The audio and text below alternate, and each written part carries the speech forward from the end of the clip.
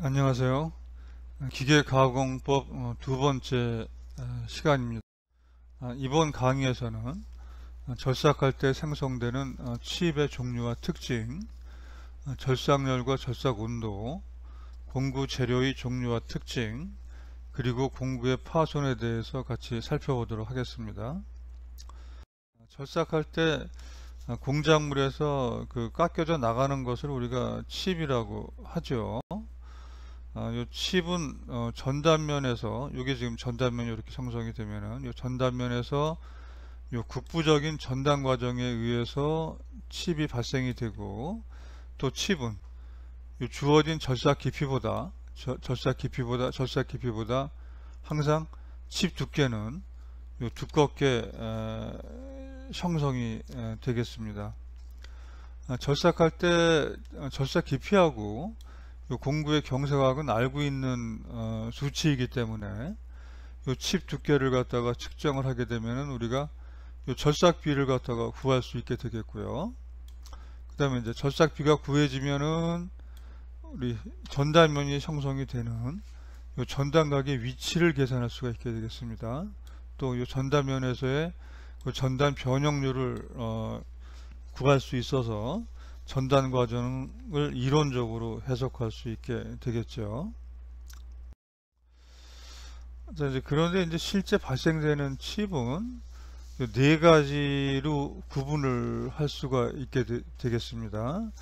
뭐 유동형, 뭐 전단형, 열단형, 균열형, 이런 형태의 칩이 있는데, 우리가 이론적으로 해석한 전단 과정에서 발생되는 칩이 이제 바로 유동형 칩입니다. 그래서 유동형 칩은 이제 연속적인 전단에 의해서 생성되는 칩이고, 연성 재료라고 하면은 좀 하중을 받았을 때 좀 변형이 잘 되는 재료를 우리가 연성 재료라고 부르고 있는데, 연성 재료를 뭐 충분히 빠른 속도로 절삭하면은 대부분 유동형 칩이 발생이 되고 있습니다. 유동형 칩은 뭐 절삭력이나 절삭 온도의 뭐 변동도 작고, 또 진동이 작아서 절삭면이 양호하게 가공이 되겠습니다. 두 번째, 여기 전단형 칩은 전체 재료가 이제 슬립되는 간격이, 서로 미끄러지는 간격이 유동형보다 큰 경우에 발생이 되겠고, 얘는 이제 연성 재료를 좀 윗면경사하기 작은 공구나 또 저속으로 절삭하는 경우에 발생할 수가 있게 되겠습니다. 전단형 칩이 발생될 때는 이제 절삭력이 좀 변동되기 때문에 절삭면은 유동형 칩의 경우보다는 조금 불량하게 가공이 되겠죠. 열단형 칩은 이 칩이 잘 배출이 되지 않고 요 날 끝부분에 칩이 일부 점착이 돼서, 점착이 되니까 그 전방 하향으로 이렇게 좀 균열이 생기게 되겠죠. 그렇죠? 그래서 칩이 전단뿐만 아니라 그 균열에 의해서도 생성이 되기 때문에 요 절삭면에 좀 뜯어낸 듯한 자리가 남게 되고, 그 절삭력 변동이 굉장히 심해서 절삭면이 불량하게 되겠죠. 그래서 열단형 칩의 경우에는 좀 점성이 큰 재료들 를 경사각이 작은 공구로 절삭하거나 절삭 깊이가 좀 클 때 발생되는 그런 종류의 칩이 되겠습니다. 다음에 이제 균열형 칩은 칩이 발생이 되는데 전단보다는 요 공구 날 끝 앞으로 요 균열이 생기게 되면서 요 균열에 의해서 발생되는 칩을 우리가 요 균열형 칩이라고 구분하고 있고요. 그래서 이제 취성 재료들, 그러니까 취성 재료는 이제 하중을 가했을 때 잘 좀 변형이 안 되는 재료들, 그러니까 딱딱한 재료라고 좀 알아두시면 되겠고요. 그래서 요 취성 재료를 이제 저속으로 절삭할 때는 요 균열형 칩이 발생이 되겠습니다. 마찬가지로 이제 균열형 칩도 절삭력 변동이 커서 절삭면은 좀 거친 요철이 생기게 되겠죠. 연성 재료를 절삭할 경우에는 이제 절삭 조건에 따라서 뭐 유동형, 전단형, 열단형 칩이 발생이 될 수가 있게 되겠습니다. 오른쪽에 있는 그림은 여기 윗면 경사각하고, 그 다음에 이제 절삭 깊이에 따라서 이 칩의 형태가 어떻게 변화되는지를 보여주는 그림인데, 윗면 경사각이 크면 클수록 칩이 유동형으로 발생이 되겠죠. 그렇죠? 그 다음에 이제 절삭 깊이는 그 작은 쪽이 유동형이 발생되는 조건이 되고, 절삭 깊이는 커지게 되면은 열단형 칩이 발생되는 조건이 되겠죠. 그래서 절삭 속도는 전체적으로 이제 좀 그 증가하는 게 열단형에서 칩이 유동형으로 칩이 생성되는 조건이 되겠고요. 그래서 절삭 깊이는 감소시키는 게 좋고, 공구 경사각은 증가시키는 게 유동형 칩이 생성되는 조건이 되겠습니다. 유동형 칩이 생성될 때 그 절삭면이 가장 좋기 때문에 우리가 이 작업 조건을 반드시 유동형 칩이 생성되는 조건으로 절삭을 가공을 해야 되겠죠. 다음에 이제 균열형 칩은 이제 연성 재료 경우에는 볼 수 없고, 이 취성 재료 절삭 시에 발생되는 칩의 종류가 되겠습니다. 이제 그 가공할 때 연성 재료를 갖다가 이제 그 절삭을 할 때 경우에 따라서는 여기 빌트업 웨지라는 것이 생길 수가 있는데, 빌트업 웨지는 여기 아래쪽 그림에서 보듯이 공구 날 끝에 이 칩의 일부가 이렇게 달라붙어서 얘가 이 달라붙은 칩의 일부가 이 절삭날 작용을 하게 되겠습니다. 근데 빌트업 웨지가 생기면은, 빌트업 웨지는 굉장히 좀 그 경화가 되면서 굉장히 좀 단단해지기 때문에 이 빌트업 웨지가 절삭날 작용을 할 수가 있게 되는 거죠.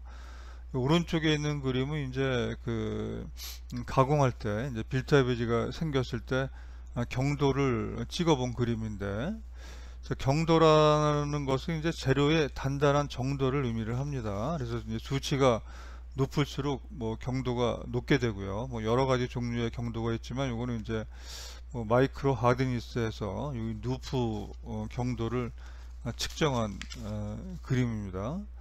공작물 경우에는 내부는 지금 이제 누프 경도가 한 230 정도인데, 자, 얘가 이제 그 빌트업 웨지가 생기면은 빌트업 웨지 부분은 뭐 거의 한 뭐 600에서 한 700 정도로 굉장히 좀 경도가 높아지는 것을 우리가 알 수가 있게 되겠죠. 이렇게 경도가 높아지기 때문에 이 빌트업 웨지가 지금 그 절삭날 작용을 할 수가 있게 되는 겁니다. 우리말로는 이제 빌트업 웨지를 구성인선이라고 하는데, 여기 인이 날을 의미하죠. 그렇죠? 인선하면은 날 끝이고, 그래서 여기 날 끝을 만들어 준다고 해서 빌트업 웨지를 우리 용어로는 이제 뭐 구성인선이라고 용어로 사용을 하고 있습니다. 빌트업 웨지는 뭐 일정하게 생성이 되어 있으면은 뭐 일정하게 생성된 거를 뭐 감안을 해서 뭐 가공을 할 수도 있게 되겠지만, 일정하게 생성되어 있는 게 아니고 굉장히 좀 빠른 주기로 처음에 생기기 시작하면은 점점 크기가 커졌다가, 그 다음에 이제 그 절삭 저항에 의해서 빌트업 웨지가 깨져 가지고 또 탈락이 되고, 다시 또 발생해서 빌트업 웨지 크기가 커졌다가 탈락되는 이 과정을 갖다가 반복을 하기 때문에 빌트업 웨지가 생기게 되면은 굉장히 가공면이 불량하게 절삭이 되겠죠. 그래서 영광을 절삭할 때 절삭 속도가 한 20에서 한 50m/min 속도에서는 상당히 빌트업 웨지 발생 가능성이 높고, 절삭 속도를 좀 빨리 해서 한 120에서 한 150 정도의 범위가 되면은 이제 뭐 빌트업 웨지는 생기지 않게 되겠습니다. 뭐 취성제로 절삭할 때는 뭐 빌트업 웨지는 발생되지 않으니까 그 신경 쓸 필요 없게 되겠고요. 자, 빌트업 웨지가 생기면은 뭐 공구의 떨림이 뭐 심해지고, 뭐 가공면이 거칠어지고, 제품의 정밀도가 좀 저하되겠고요. 또 치핑은 그 공구의 그 마모 현상 중에 하나인데, 그 공구 날에서 좀 입자가 탈락되는 현상을 의미합니다. 그래서 공구에 치핑이 생기기 쉽게 되겠고요. 그래서 빌트업 웨지를 방지하는 대책은 좀 절삭 속도를 좀 빠르게 하는 방법, 또 절삭 깊이는 좀 작게 해주는 거, 뭐 경사하게 큰 공구 사용하는 방법, 좀 날이 예리한 공구 사용하는 거, 그 다음에 이제 좀 그 절삭제를 적당한 절삭제를 사용하는 방법들이 빌트업 웨지를 방지할 수 있는 그런 대책이 되겠습니다. 절삭할 때 이제 절삭 부분은 이제 절삭열이 발생이 돼서 상당히 좀 고온으로 형성이 되는데, 절삭열이 발생되는 원은 세 가지로 우리가 구분을 할 수가 있게 되겠습니다. 첫 번째는 여기 전단면에서 이제 상당히 큰 전단 변형이 일어나기 때문에 이 칩이 전단 변형되면서 발생되는 열이 있겠고요. 두 번째는 이제 칩이 공구 경사면을 따라 배출이 되면서 여기 칩하고 그 다음에 이제 공구 경사면하고 마찰에 의해서 발생되는 열이 있겠고요. 세 번째는 이제 여기 가공된 면하고, 그러니까 절삭면하고 공구의 여위면하고 이제 여기 마찰에 의해서 발생되는 열이 있게 되겠습니다. 그래서 전체적으로 이제 그 공구에 축적되는 그 절삭열은 그 공구의 이제 온도를 높이게 되겠죠. 그래서 이제 보통 이제 한 500도씨에서 한 고속 절삭하는 경우에는 한 1000도씨까지 이제 그 공구에서 그 온도가 상승이 되겠습니다. 공구에서 가장 온도가 높은 부분은 요 칩하고 요 경사면하고 이제 그 마찰열이 있기 때문에 요 날 끝에서 한 1, 2mm 떨어진 부분이 온도가 좀 가장 높게 되겠죠. 그래서 이거는 뭐 실제 한번 온도를 측정한 예가 되는데, 지금 이제 뭐 공작물 내부는 뭐 실온 한 30도 정도인데, 지금 요 공구에서는 한 700도씨까지 상당히 좀 고온으로 온도가 상승되어 있는 것을 알 수가 있게 되겠습니다. 재료는 이 온도가 올라가면 이제 연성이 커지고, 그러니까 부드러워지고, 그 다음에 이제 경도가 낮아져서 좀 재료가 이제 소성 변형되기 쉽게 되겠죠. 다음은 공구 재료에 대해서 한번 같이 살펴보도록 하겠습니다. 절삭할 때 온도가 뭐 500도씨 이상 상당히 좀 그 고온이 되기 때문에 뭐 공구 재료는 뭐 경도가 크고 또 고온에서 경도 저하가 좀 작아야 되겠습니다. 또 칩하고 그 공구하고 또 마찰이 배출이 되면서 이제 그 마찰이 일어나기 때문에 그 내마멸성이 좀 좋고 절삭 저항에 견딜 수 있도록 강인해야 되겠고요. 또 화학적 안정성이 좋아서 가공할 공작물하고 화학적으로 반응하지 않아야 되겠죠. 또 공구는 이제 소모품이기 때문에 좀 쉽게 제작할 수 있고 가격이 저렴해야 되겠습니다. 오른쪽에 있는 그림은 이제 공구 재료가 온도에 따라서 그 경도 변화를 보여주고 있는 그림인데, 최근에 대표적으로 사용되고 있는 공구 재료는 이제 고속도가 강하고 초경 합금 공구가 되겠습니다. 초경 합금의 경우에는 한 600도씨 이상이 되면은 경도 저하가 급격하게 일어나고 있는 걸 알 수가 있게 되겠죠. 그렇죠? 그래서 이제 고속도광은 절삭의 온도가 한 600도씨가 사용 한계가 되겠습니다. 뭐 초경합금은 뭐 한 800도에서 뭐 근한 이상에서도 뭐 상당히 좀 그 높은 경도를 갖다가 좀 유지하고 있는 것을 우리가 확인해 볼 수가 있게 되겠죠. 뭐 여러 가지 공구 재료가 있지만 그 중에서 현재 사용하고 있는 대표적인 공구 재료로 요 고속도광하고 요 촉용합금의 특성만 좀 살펴보도록 하겠습니다. 요 고속도강은 1900년대 초에 개발된 강제로, 요 고속도라는 명칭은 이제 그 당시에 사용되던 요 공구 재질에 비해서 고속도강을 썼을 때 2배 정도 속도로 절삭을 해도 기존 공구와 동일한 수명을 유지할 수 있어서 고속 절삭이 가공하다는 의미에서 이제 고속도라는 명칭이 붙어 있고요. 영어로는 이제 하이 스피드 스틸, 전장에서는 그냥 이 하이스라는 용어로 많이 부르고 있습니다.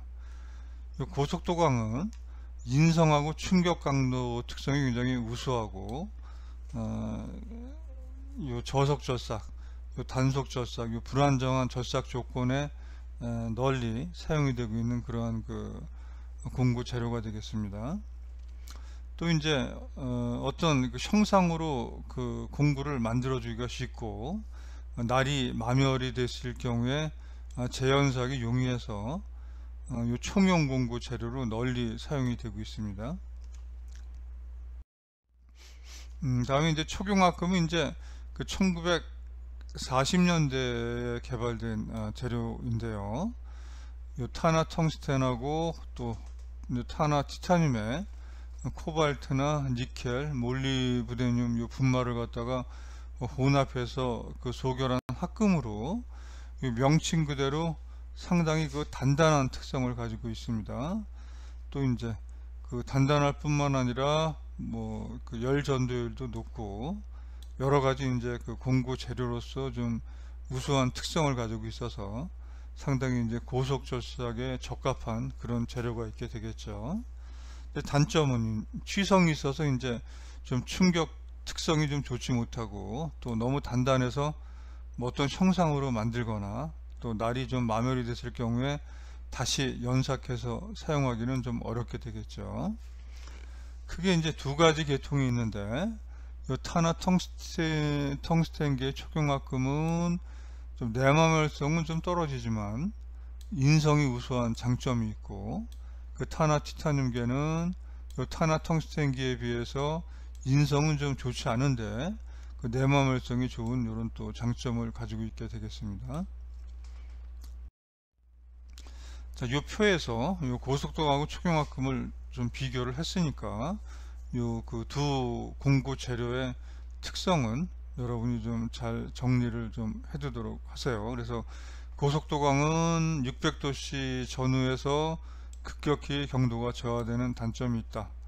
그 대신 인성하고 충격 강도 특성이 우수하기 때문에 저속 절삭, 단속 절삭, 불안정 절삭의 요 공구 재료로 사용이 되고 있고, 어떤 성형이나 재현삭이 용이한 장점을 가지고 있습니다. 촉용합금은 이제 600도씨에서 1000도씨까지 큰 경도를 유지하고 있고, 그 다음에 고속도강에 비해서 뭐 강성은 한 2.5배 정도, 또 내마멸성은 상당히 우수하지만 단점은 좀 취성이 있게 되겠습니다.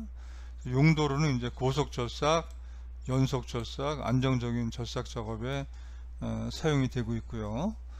단점은 이제 또 성형이나 재현삭이 어려운 점이 있게 되겠습니다. 자, 뭐 여러 가지 뭐 공구 재료도 뭐 특징을 뭐 요약을 해놨으니까 여러분 이거 공부하면서 한번 읽어 하시고요.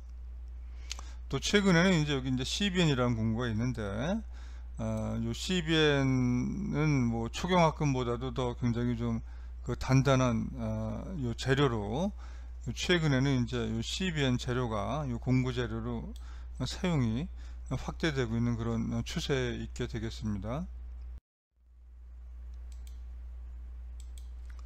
공구의 파손에는 세 가지 유형이 있습니다. 첫 번째는 요 공구의 경사면에서 발생되는 경사면 마멸이 있고요. 두 번째는 여기 공구의 여위면에서 발생이 되는 여위면 마멸이 있고, 그 다음에 세 번째는 여기 치핑이라고 부르는 현상이 있습니다. 경사면 마멸은 크레이터링이라고도 하고요. 그러니까 크레이터가 이렇게 움푹 파인 거를 의미를 하죠. 그래서 이제 경사면하고 그 다음에 여기 이제 칩이 상당히 이제 경화가 되어 있기 때문에 이 경화된 칩하고의 마찰로 인해서 이 경사면이 움푹 파이는 손상을 경사면 마멸이라고 하고, 경사면 마멸이 주로 나타나는 부위는 날 끝에서 한 1, 2mm 떨어진 지점이 온도가 제일 높다고 했죠. 그렇죠? 그래서 이 부분을 중심으로 해서 이제 이 경사면 마멸이 진행이 되겠습니다. 경사면 마멸이 생기게 되면은 전체적으로 공구 날의 강성이 좀 약해지는 문제점이 발생이 되겠고요. 그래서 마멸 정도는 이 크레이터 깊이, 그러니까 여기 파인 깊이로 마멸 정도를 평가를 하고 있습니다. 여위면 마멸은 이제 그 공구 여위면이 절삭면과 계속 마찰이 되기 때문에 그 마멸되는 현상을 보고 여위면 마멸이라고 얘기를 하고 있고요. 여위면 마멸이 심하게 되면은 뭐 이 부분이 이제 계속 그 절삭된 면하고 마찰이 되니까 절삭면이 좀 거칠어지게 되겠죠. 그래서 여위면 마멸 정도는 요 마멸된 요 폭으로 여위면 마멸 정도를 평가를 하게 되겠습니다. 치핑은 공구가 이제 그 반복 응력을 받아서 요 공구 날에서 입자가 요 탈락되는 손상을 치핑이라고 얘기를 하고 있고요. 좀 경도가 크고 취성이 있는 뭐 초경이나 뭐 서밋, 뭐 CBM 공구 같은 데서 발생하기 쉽고요. 그 다음에 이제 공구 종류로는 이제 뭐 밀링 같이 반복 하중을 받는 그러한 공구 날에서 발생되기가 쉽게 되겠습니다. 또 빌타 베이지가 생기는 경우에 빌타 베이지가 치핑의 원인이 되기도 하겠습니다. 오늘 강의의 마지막으로 공구의 수명 판별에 대해서 살펴보도록 하겠습니다. 공구의 수명은 날의 마멸이 이제 허용 마멸에 도달했을 경우에, 여기 지금 이제 밑에 있는 표는 이제 각종 재료에 절삭하고 거기에 따라서 이제 허용할 수 있는 여위면 마멸 폭하고 그 다음에 이제 요 크레이터 깊이가 되겠습니다. 일반적으로 크레이터 깊이는 측정하기가 어렵기 때문에 요 여위면 마멸을 갖다가 측정을 해서 여위면 마멸 폭이 허용 마멸 폭에 도달하게 되면은 이제 바로 공구를 교환을 해야 되겠습니다. 또 이제 그 절삭면에 광택이 있는 무늬가 좀 생긴다거나 가공한 치수가 어느 정도 이상의 그 오차 범위를 넘어가는 경우, 또 이제 날이 묻어지면은 절삭 저항이 커지기 때문에 절삭 저항이 어느 정도 이상 증가하게 되면은 바로 그 새 공구로 교환을 해서 사용을 해야 되겠습니다. 자, 이상 오늘 강의는 마치도록 하겠습니다. 수고하셨습니다.